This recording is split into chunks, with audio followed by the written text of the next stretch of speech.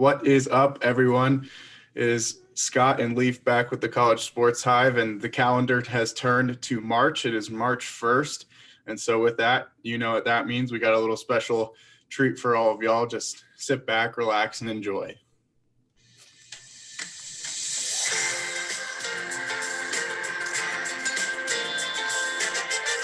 This music's my ears.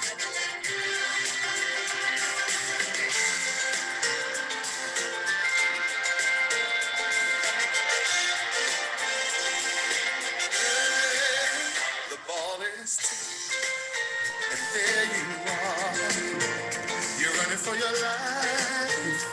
You're a shooting star, and all the years, no one knows. All right, ladies and gentlemen, it is March, most important college basketball season of the year. March Madness right around the corner. Regular season wrapping up. We got postseason tournaments coming up. That is one shining moment for all of you that don't know. We probably should have fast forwarded to the chorus, but we're gonna get on with what we're doing here. We're here with all y'all on this Monday to talk picks. It was a great week of basketball last week. There was a lot that went down, a lot of really good games.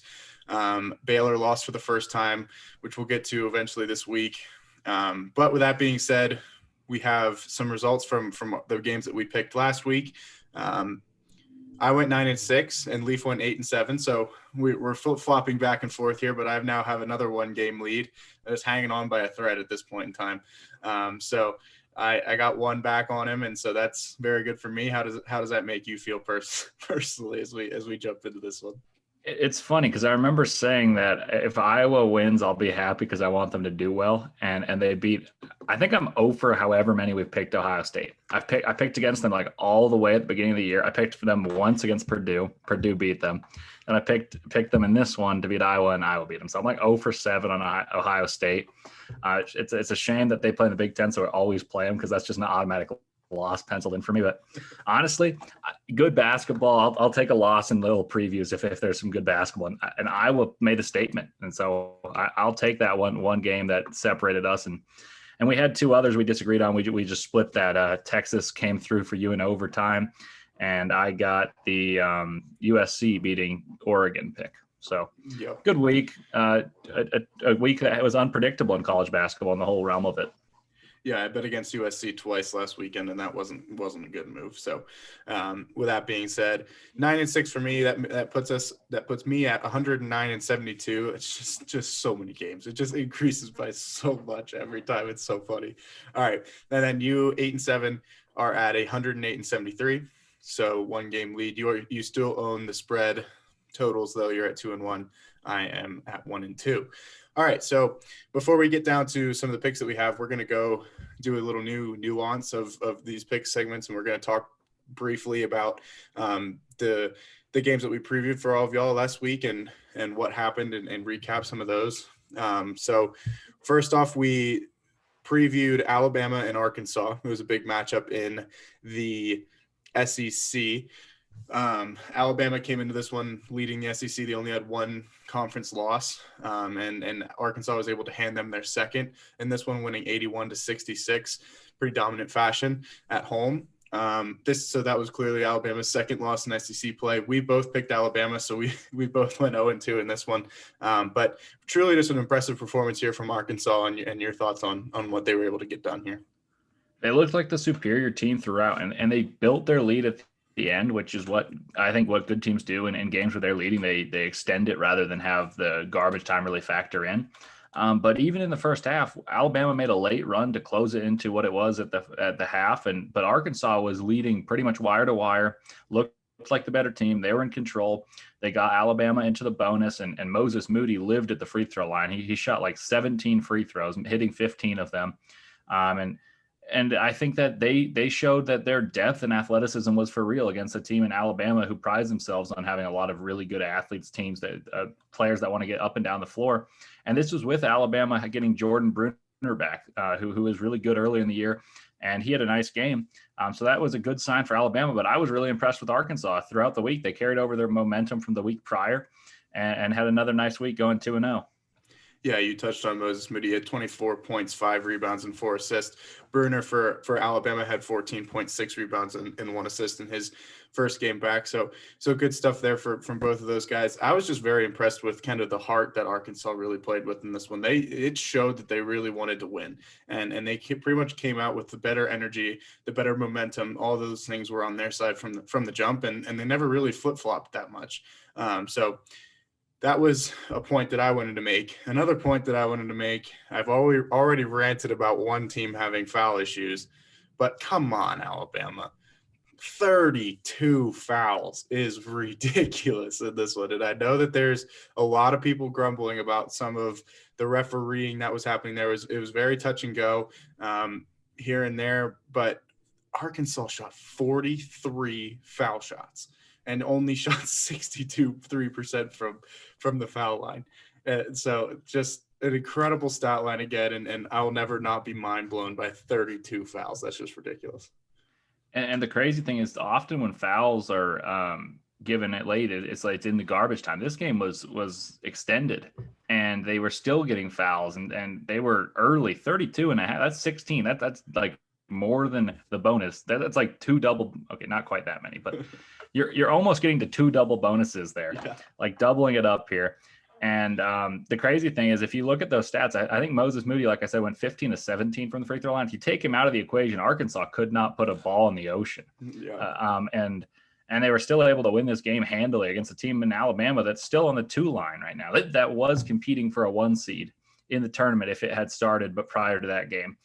So I was really impressed with Arkansas, and I thought their determination, like you said, they just played harder. They played more like, we're going to drive right through you. We're going to make you play great defense, and we're going to make you hit hard shots. And Alabama, I don't want to use the word nonchalant, but they didn't seem as dedicated on the defensive side of the ball as they had in games that had made them have this run where they became a basketball powerhouse in this season. Yeah, I totally agree with you.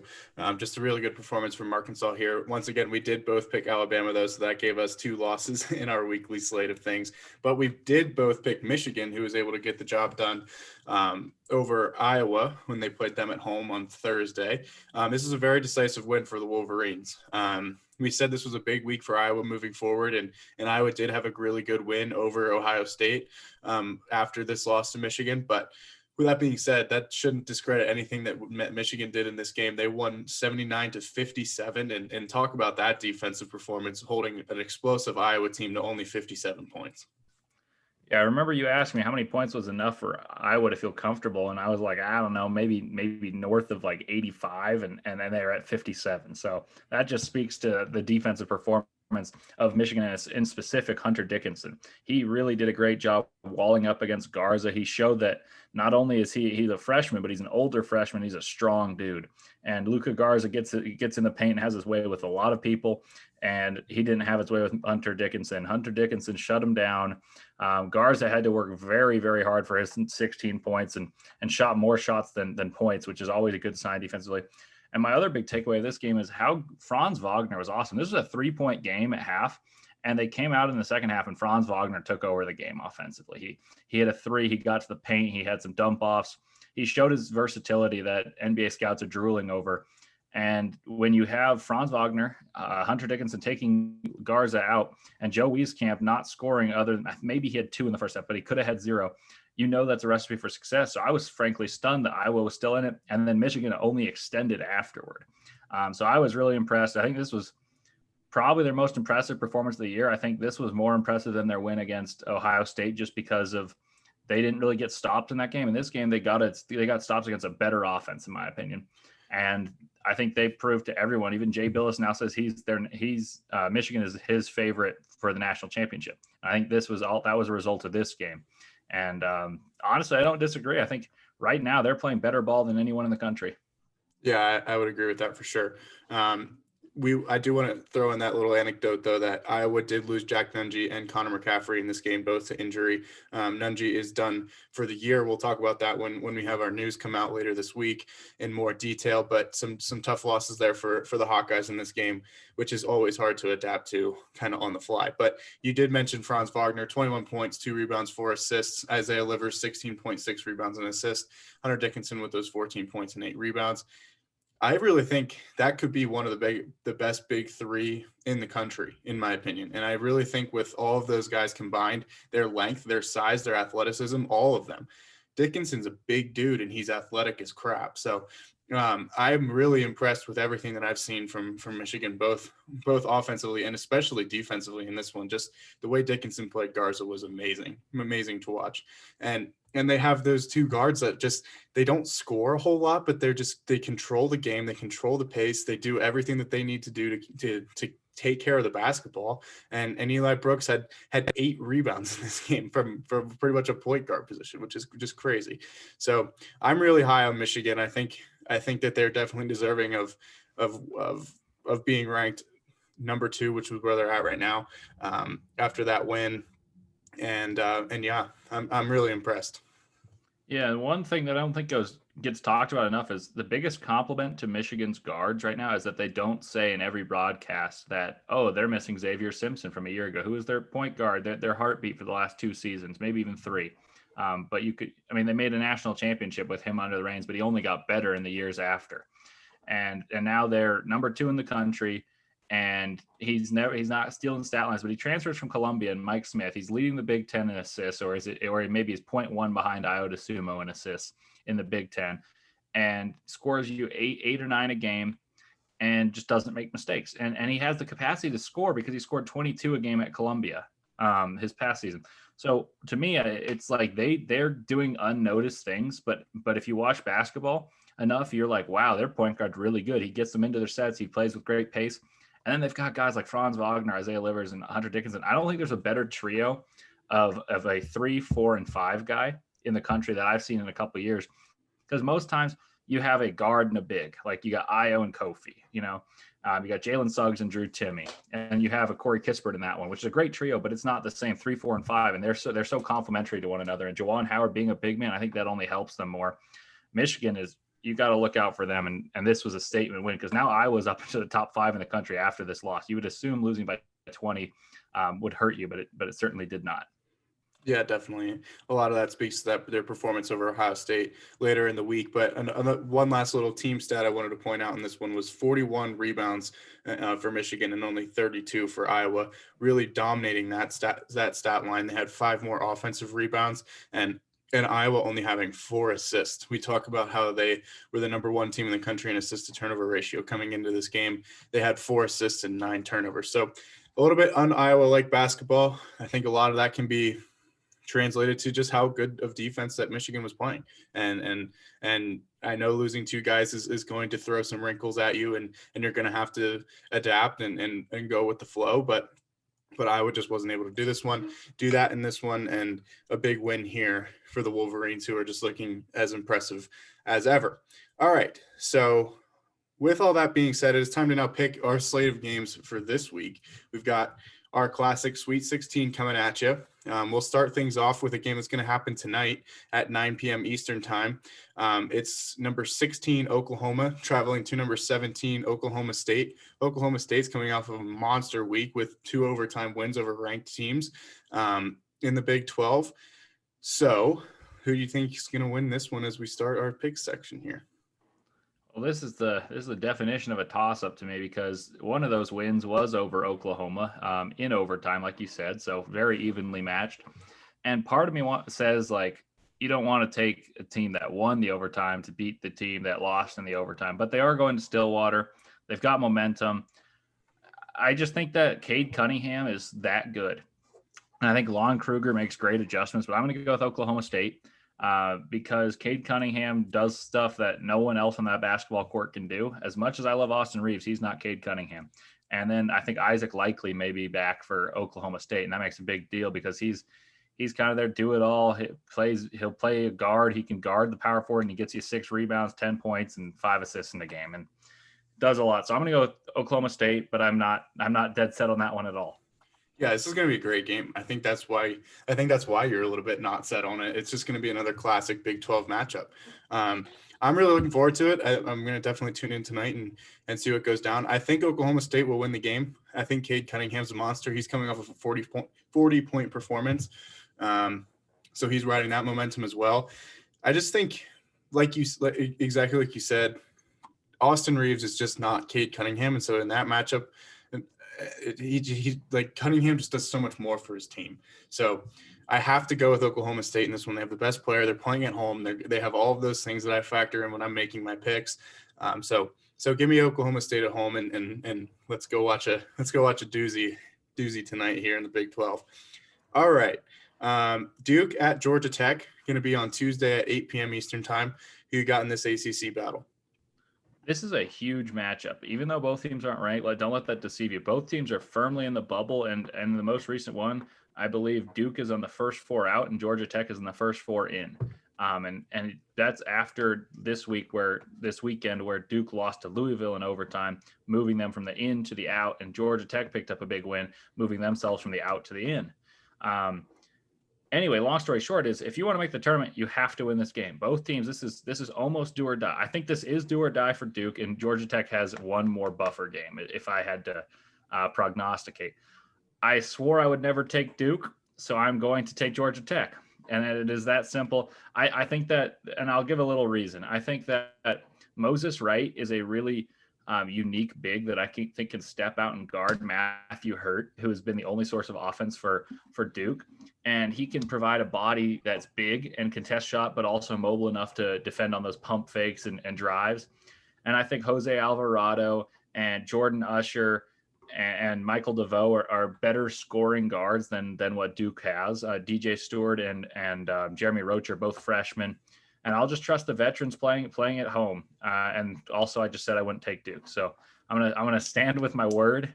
But I also think conceptually there's a very good chance. The only thing I worry about is Coach K has been in a lot of these games, and you got a lot of 5-star athletes. And sometimes when pressure happens, you see the true colors of those athletes that got to those 5-star levels. So I'll go with Georgia Tech. This is a really important game, but I think this is going to be the nail in the coffin for Duke here. So go Yellow Jackets.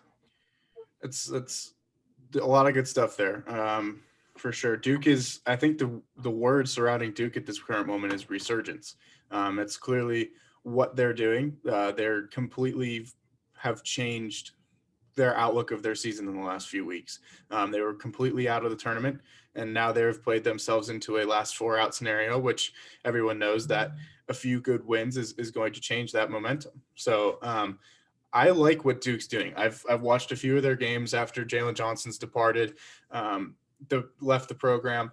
I really like what I've seen from Matthew Hurt. I really like Jeremy Roach as a player. I just think they have more talent. I'll be honest, I haven't seen a whole lot of Georgia Tech basketball this season, so I'll have to defer that to you and your judgment. But I've really loved what I've seen from Duke in the last few weeks, so I'm going to ride with that momentum and take Duke on the road to get it done and keep their season alive per se. So we'll get one here opposite one another, and I'll take the Blue Devils because apparently you swore it off of them for the remainder of your time. I did a couple weeks ago, and it did me well. You absolutely have, but I think I almost might have too, because wasn't this the team that I was screaming at for however many fouls that they had? No, I think it was Texas Tech, but you did say you're right. I think you said that I said I swore them off and I picked them, and I won the game picking against Duke. And then you said you were going to swear them off, but I will admit, in your defense, they looked entirely different now than they did when we were swearing them off. I almost took Duke. I almost went back. Yeah. For sure. Matthew Hurt's been great. I want to give a little plug here. He may have ACC Player of the Year, even in a disappointing season. He's made himself into a far better player than he was last year. So props to Matthew Hurt on that one. Yeah, 100%. Another team that's really turned it around and is playing a lot better basketball is Michigan State, and they're playing at home against Indiana, 8 p.m. Eastern time on Tuesday as well. Who you got in this matchup here in the Big Ten? This is the exact same situation in the Big Ten as it is in the ACC. I think this is a do or die game for both teams. Both are firmly on the bubble. And Indiana, I thought, had a way in, and then they really struggled losing, I think, their last 3 games, including one to Michigan State. I'm going to take Michigan State to continue their momentum. They did just lose to Maryland, but they won 2 of 3, including beating Illinois and Ohio State. So they can clearly play with anyone. I just trust Tom Izzo. Quite frankly, I think Tom Izzo is a far better better coach than Archie Miller at Indiana. And Indiana is so dependent on Trace Jackson Davis, who's amazing, But if they can't score from the perimeter, and Michigan State has shown they can deal with big guys. They went to Kofi Coburn and said, hey, you're going to get 4 of our guys. You can foul all 4 out, but eventually we're going to come out on top. And I think that's going to be the same treatment with Trace Jackson Davis. And Aaron Henry has really elevated his game as well. Yeah, I would agree with you. I don't know. I don't know what to think here with Michigan State. I mean, you had them have a week where they played Illinois and beat them without Kofi Coburn. I'm sorry, that's just completely wrong. A lot of things went wrong in that statement there. It's not Kofi Coburn, it's Herzio Dosunmu, and Dosunmu got hurt in that game against Illinois. So, but anyway, they went on and then beat Ohio State, who was the 7th ranked team in the country, on a couple days later, and then they got shellacked by Maryland by 18, and so you have these eternal ups and downs with Michigan State. I really think they're going to be able to get this done, though. They've really turned the page. They've really had that same sort of resurgence with that we've seen from Duke. And if Michigan State's able to continue to win some of these big games down the stretch, they're playing themselves right into that same last 4 out scenario, trying to get on the bubble. And so this is an absolute must win for Michigan State, and I definitely think they get it done. And one more thing about Michigan State is we're going to get to that is their next 2 games. This is their last game that's not against Michigan. And they played 2 against Michigan back-to-back. Michigan, like we said, is a juggernaut. So you really need to win this one because, I mean, they could win and that would really help them. That's talk about controlling your own destiny. But you could also lose to the number 2 ranked team in the country twice. And if you lose this one, you're done. You just don't have enough wins. Yeah, definitely. I would agree with you for sure. All right, our next one is going to be UConn at Seton Hall Wednesday. The time is still TBD, but who you got in this one? I'm going with UConn. UConn is an entirely different team when they have James Bouknight, and James Bouknight is back. He's really made them so much better this season. They've only gotten, I think they're like 10-3 with Bouknight on the year and 4-4 without him. I'm not certain about that, but long story short, they're a far better team. They have an offensive scorer that commands so much attention. And now they have those players that had to play roles that they were not accustomed to. And now they're going back into supplementary roles and they grew as players. So this is a team that I think is in the bubble conversation right now, but that if they had Bouknight the entire season, would probably be a 7 seed. And so this is a team that I think is undervalued. And as for Seton Hall, I love Sandro Mamukelashvili, but I'm just not sure that their supporting cast is as good as UConn's supporting cast around James Bouknight. I would 1,000% agree with that. It's all about Bouknight in this game, and he's back, and UConn's a completely different team with him there. I saw a crazy stat. I think they're 8-1 with him in Big East play or something like that. With him, and without him, they're like 1-5 or something crazy like that. So he completely makes that a different roster, and he's going to be the best player on the floor in this game, and that is including Mamu. And we both do love him, but that being said, Bouknight's just a different breed, and I've been really impressed with what he's able to do. So if he's on the floor, I'll take UConn for sure. All right, Louisville at Virginia Tech. Virginia Tech is ranked number 22 in the country. It's going to be at 7 p.m. Eastern time on Wednesday. Who you got in this one? I'm going with Louisville, and I've got a reason that I think is sneaky. There's a player named Malik Williams on Louisville that was out for almost the entirety of the season and is back. He's their defensive anchor, or at least was the year prior, along with Stephen Enoch. He is also a vocal kind of the captain-like figure as a senior. And then they also returned David Johnson he came back for Duke. Those 2 players really elevate the team. So it's no longer just the Carlik Jones show. They've got a lot more balance. They've got Dre Davis. They've got Jalen Withers. And I think that having Malik Williams is huge against Virginia Tech in specific because they've got Keve Aluma, and he's such a great player who get hustles and rebounds. I think Malik Williams can neutralize that a little bit. And I'll just go with the better guards, and I believe that's Louisville. So I'm gonna go with Louisville in this one on the road, taking a win against Blacksburg against Virginia Tech. But I don't know. You've got away with Louisville, so maybe you're feeling something different with some tea leaves or something. I've just been really off the Louisville bandwagon recently.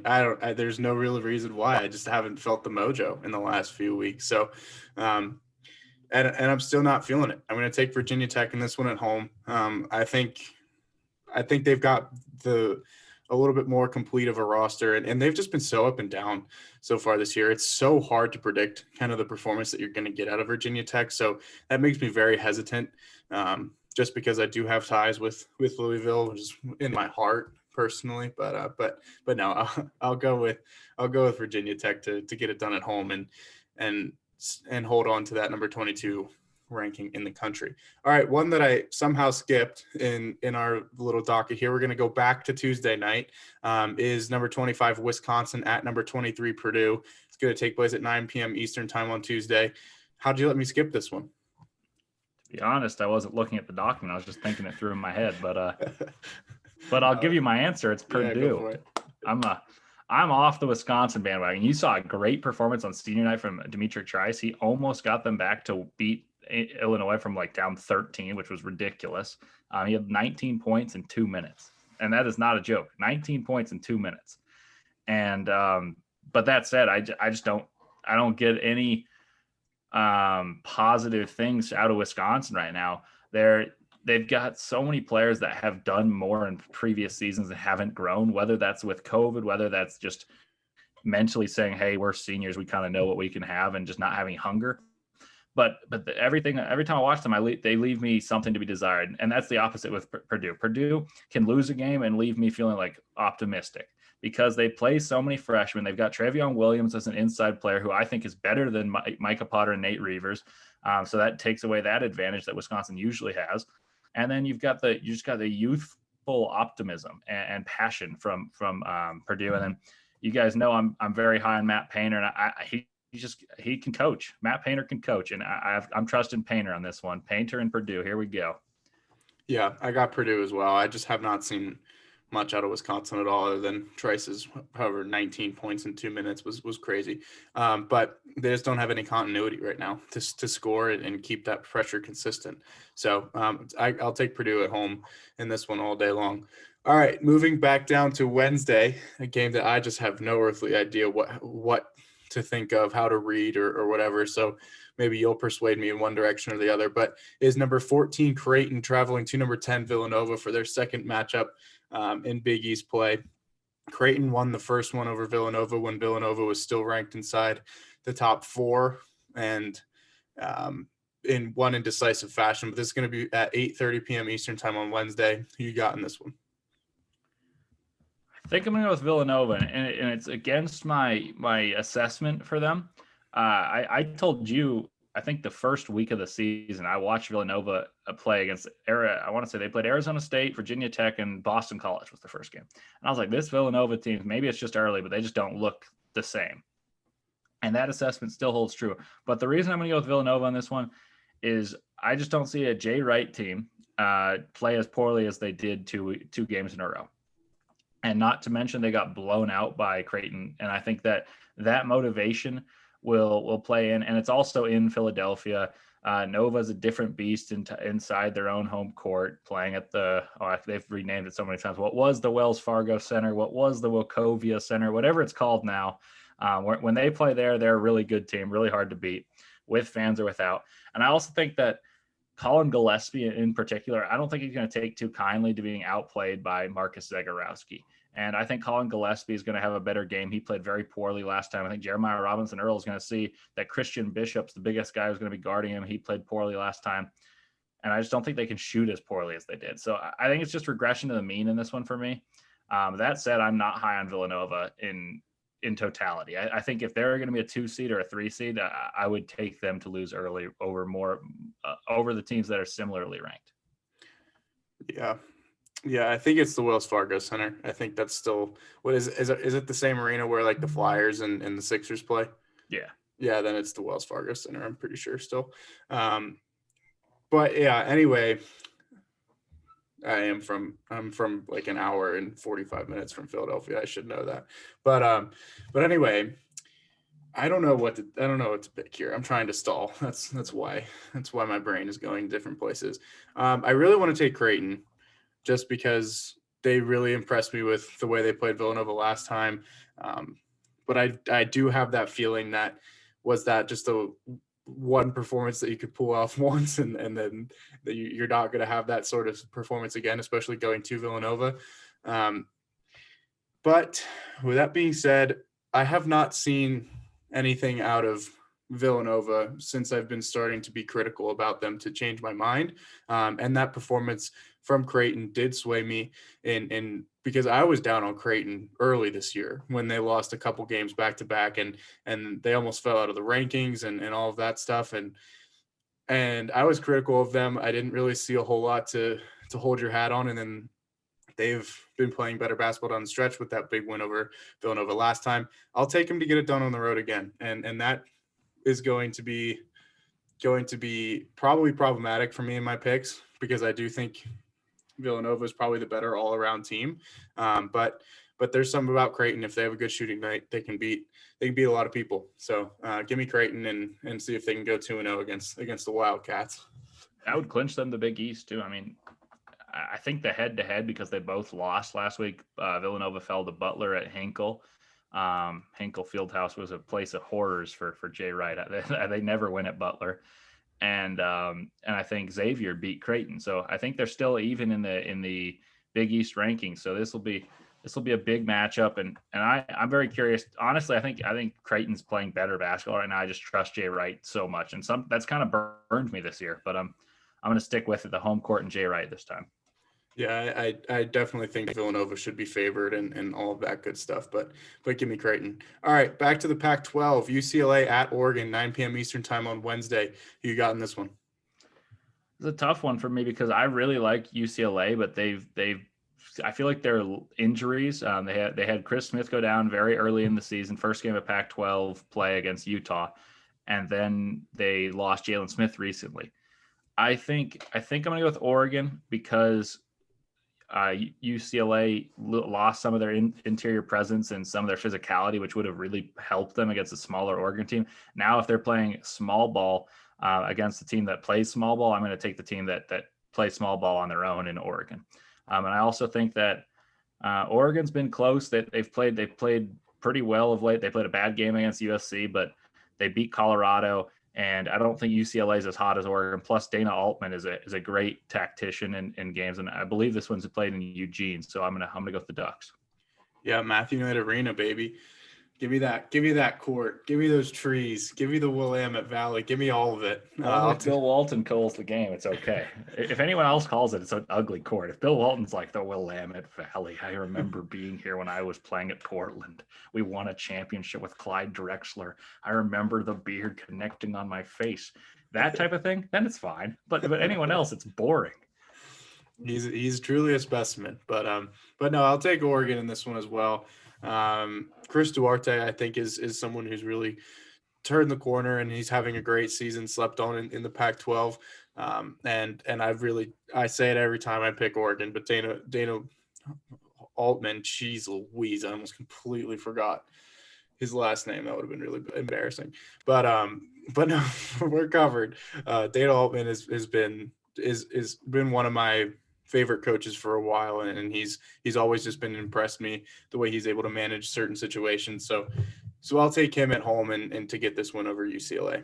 All right, Oklahoma State's back in our hearts and minds and thoughts and maybe prayers here as they travel to number 3 Baylor, 7 p.m. Eastern time on Thursday. Baylor is no longer unbeaten, but with that being said, who you got in this one between Oklahoma State and Baylor? I'm going with Baylor, and this is I think this is the hardest game for Cade that he can really play, just because the defense of Baylor, especially if once they get their legs back, I think they're only going to get better after a long pause. But I just think that Davion Mitchell is an NBA defensive player already, and you don't see too many of those in college. Then you've got Jared Butler, who's pretty much there as well. You got Maceo Teague, Adam Flagler. And then you've got Mark Vidal, who I think will also guard him. And it's just such a change up. You got someone in Davion Mitchell who's just lightning fast laterally. And then Mark Vidal is bigger than anyone you'll ever have guarding you in Cade Cunningham. Long story short, I just think Baylor's defense is too good.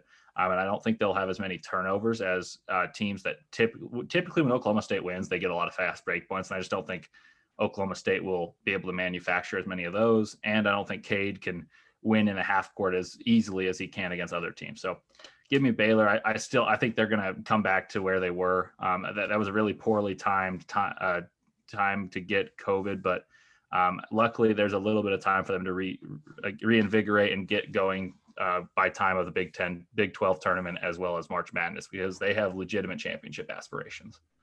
Yeah, definitely. And I think they come back with a bit of a vengeance here against Oklahoma State. I just think they have so many different pieces that can control Cade and play really good defense and play that kind of Baylor style of basketball that got them to being in the conversation for number one team in the country. So I'll take Baylor at home in this one.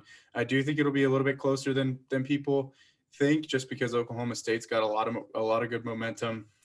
But give me Baylor to get back on the right track. All right, we are going to pick a spread game here. It is Michigan State traveling to their in-state rival Michigan. The spread for this game at 7 p.m. Eastern time on Thursday is 8.5. So we are going to pick either whether, and that is in favor of Michigan. We are going to pick whether Michigan covers that spread, so winning the game by more than 8.5 points, or winning by less than that, or losing the game outright. So do you think they cover the 8.5 point spread, or do you think Michigan State covers it? I think I'm going to go with Michigan. I just think they're too well-rounded for Michigan State to really be super close in this one. Full disclosure, the 8.5 was kind of a brainchild of my own because I couldn't find the actual lines, but it seemed pretty applicable based on where they were. But I'm going to go with Michigan. I just think that their defense is too sound for a Michigan State team that struggles to manufacture offense at times. But I don't like betting against Izzo. This game screams to me of one of those games that can be closer than 8.5 until down the stretch when Michigan State starts to foul, and then Michigan State shoots some foul shots, and that kind of covers the spread that way. That once it screams to me in that manner of things. So I'll take Michigan to cover as well. Okay, we're getting down to the wire here. We got a few more to get to. Oklahoma State for the third time is in our docket, and they're playing West Virginia on Saturday. Who you got in this one?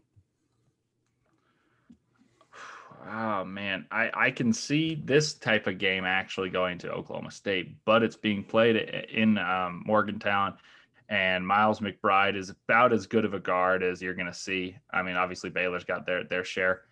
I think it's a really close one. I'm just going to go with West Virginia. I think they're better overall, but this one would not surprise me at all if Oklahoma State wins. I think this is a far better matchup for them stylistically than Baylor. Yeah, definitely. I would agree with that. It's a much better matchup, but I'm still going to go West Virginia. I think they have the pieces. They're playing at home.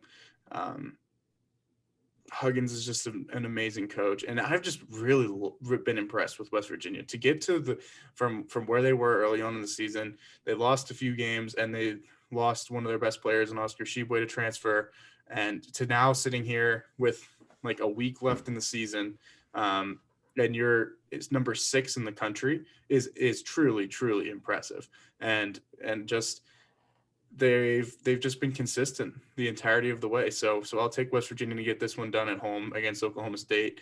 I think this is a game that West Virginia needs to win to be continue to be considered in that number 2 seed scenario, which is just crazy to think about from where they were, as I mentioned before. So give me West Virginia at home in this one. All right, we got 4 more to get to here for y'all. We got Indiana at number 23, Purdue. Who you got in this one in the Big Ten? I think Purdue's won 9 straight, so I'm going to go with Purdue again.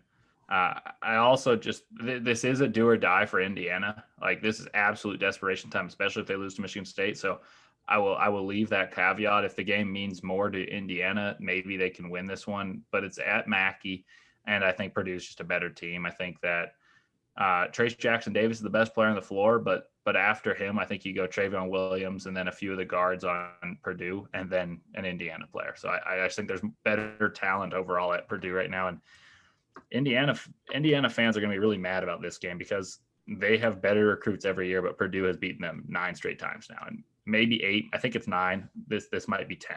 And that's a really significant win streak considering you play a home and home each year. So I'm going to go with Purdue on this one, and this is always an important one. This is a big time rivalry for those of you who don't know. Yeah, definitely. I'm going to go with Purdue as well. They've just been riding that momentum really well, and playing at home is dangerous for them. They're a really good team playing in their home arena. So give me the Boilermakers to keep that train rolling down the tracks. All right, Duke at North Carolina. The storied rivalry is happening for the chapter 2 of this season is happening this Saturday at 6 p.m. Eastern time. Doesn't have really the aura that this game usually has, but this is coming down to a scenario where both teams need this win desperately to keep any sort of hopes alive of making a bubble run or anything like that, unless they are going to go on and win the ACC tournament. I think Carolina's done enough to get in an at-large bid, especially after their win against Florida State. But you're absolutely right. This is not the usual Duke and Carolina last week of the season, where not too long ago it was when Zion ripped up the shoe and Carolina won that game. Then they played each other in the ACC semifinals. It's not that. It's not the most highly anticipated. You have to pay an absolutely absurd amount of money to get in. That said, it's going to be a great game. I have no doubts in my mind. But I'm going to take Carolina. I've liked what they've seen, and the biggest thing for Carolina that's looked good to me is that they're starting to shoot the ball better. They're not good shooters as a team, but they got Kerwin Walton, who is a really good shooter, and he's spacing the floor. And they're able to play him with some bigs. They have Daron Sharp, Armando Bacot, and Garrison Brooks. And then this last game against Florida State, they had Walker Kessler, a freshman, have a career high 21 points against Florida State. So I'm gonna go with Carolina in this one. And I think that if Carolina or Georgia Tech beats Duke, Duke's done. I think they need to win out the rest of the way or win the ACC tournament, if not both. So I think this would be a very nice way to eliminate Duke if Carolina would have it. I bet you Roy would like nothing more than to win that one and have a little smug smile on his face. Yeah, definitely. I agree. I think North Carolina is in the better position at this point in time of the season. Duke is playing a lot better basketball as of late as a team, but North Carolina has always had that sort of patented rebounding ability, and their shooting is coming along, as you mentioned. And I kind of agree with you with what you said. If they played themselves into a situation where they can be considered in at this point, and they have a chance to kind of not let Duke in that scenario to go and play in March, which is just something that would be so sweet for North Carolina fans. So Duke's got a ton to play for. Both teams definitely do. But with that being said, I'm going to take UNC. It's at home. Who won the first game, by the way? UNC did. Yeah, that's what I thought. I just completely spaced, and I didn't want to sound dumb. But yeah, I'll take UNC, and that's a season sweep of Duke, and that's something that would be definitely something to hold their hat on for a season that's been definitely subpar in their standards, but that would definitely be considered a win in their eyes. So, all right, we got two more for you, and they're both ranked matchups, one in the Big Ten, and that is number 25, Wisconsin, traveling to number 5, Iowa, 12:30 p.m. Eastern time on Sunday. Who you got in that one?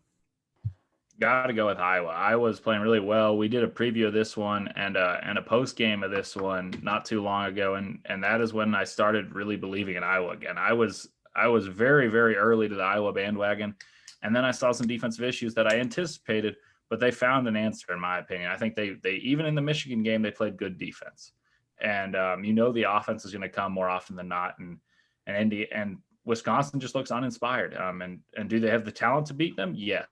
But I got to go with Iowa in this one. Absolutely. Iowa at home. I think it's going to be a big win. I'm not saying it's going to be one of those performances where we've seen Wisconsin lose by almost 40, but I think Iowa's offensive explosiveness is problematic for Wisconsin, truth be told. So give me Iowa at home. Just so much more to hang your hat on there in the Iowa camp rather than the Wisconsin camp. All right, last one we'll pick for you in this episode is number 18, Texas Tech, traveling to number 3, Baylor. 4 p.m. Eastern time on Sunday. It's a great game in the Big 12. Who you got in this one? I got to go with Baylor, and this was kind of the first test of the year for Baylor when they played Texas Tech the first time in Lubbock, and you saw a lot of physicality. This was a game where it felt like every rebound was unbelievably contested. You were fighting off people, and I think Texas Tech is going to try to make the game like that again. But I just think that we've seen Texas Tech still has offensive issues, and Baylor's only going to get better defensively again. And I think they're going to start clicking again. So I'm going to go with Baylor here. I remain high on the team, and I think that anytime you've got 2 NBA guards in your backcourt, and maybe 3, that are going this season, that you should be favored in this type of game, especially because they're not only scoring guards, not only do they score 15 plus each and everything, but they're better defensively than they're on offense. And I think that is a great recipe for success. If you're going to put a great defensive guard on Mac McClung, then what is Texas Tech going to do to score is kind of where I see this one. Yeah, I couldn't agree more. Guard play is going to be a massive factor in this one.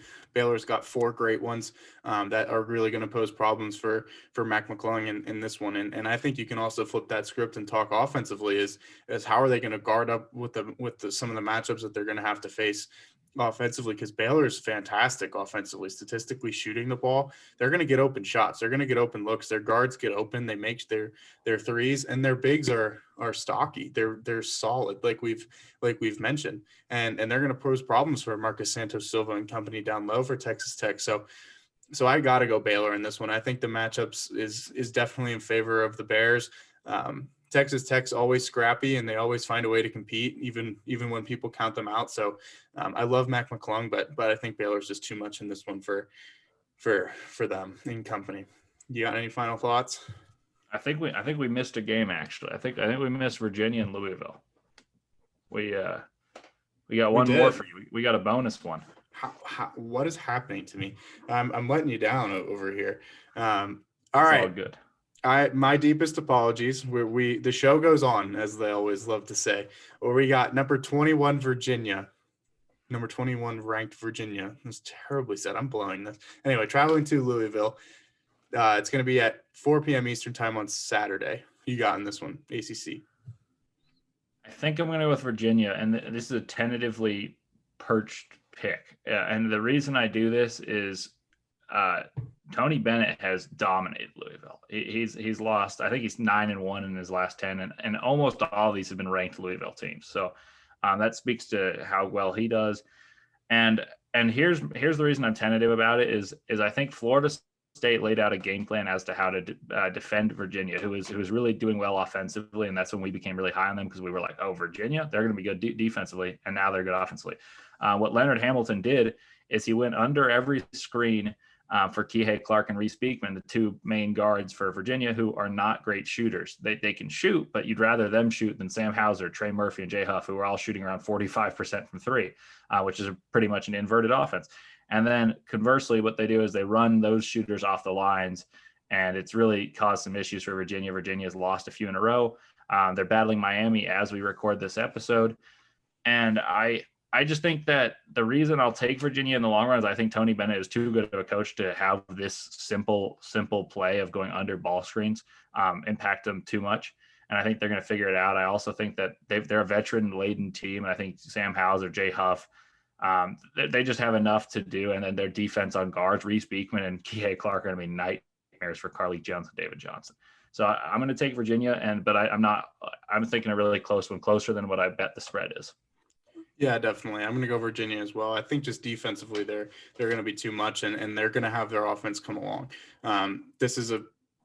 It was an impressive performance from Leonard Hamilton, is what he did to put that kind of on tape to show a formula to kind of stifle this Virginia team offensively, especially when they were hitting their stride, like we mentioned. But I think exactly what you said, Tony Bennett is just an absolutely phenomenal coach, and he's going to find a way to get this team ready to go and be there when the time comes in March. And this is a big game for Virginia. I think they need it to kind of stay legitimate in where they're ranked and things like that. So give me Virginia on the road to take down Louisville. All right. I think we've got them all on the docket. We are going to make a little change in how we go about our preview episodes. We're going to actually pick the games of the week when we preview them. So at the ends of those previews, we will give our picks for those games. So that's why you didn't see that in this episode. If you're hanging around for those, make sure to tune into our previews. We got 2 phenomenal games coming out tomorrow morning. We'll hint at the matchups of number 4 Illinois at number 2 Michigan, and number 3 Baylor at number 6 West Virginia. On Tuesday night, can't miss TV there for basketball fans. And then we'll have one coming out Saturday for number 4 Illinois. Once again, a big week for the Illini, traveling to number 7 Ohio State. All right, that's going to do it for us on this picks episode. Hope you all enjoyed it. Like, subscribe, follow, shout out, all those good things. Make sure to tell your friends, your family, whoever wants to digest sports news, you've kind of gotten the formula now. We're a week into this new process of how things are going to go. So hopefully you all enjoy it and continue to take care, stay safe, and we will catch you next time.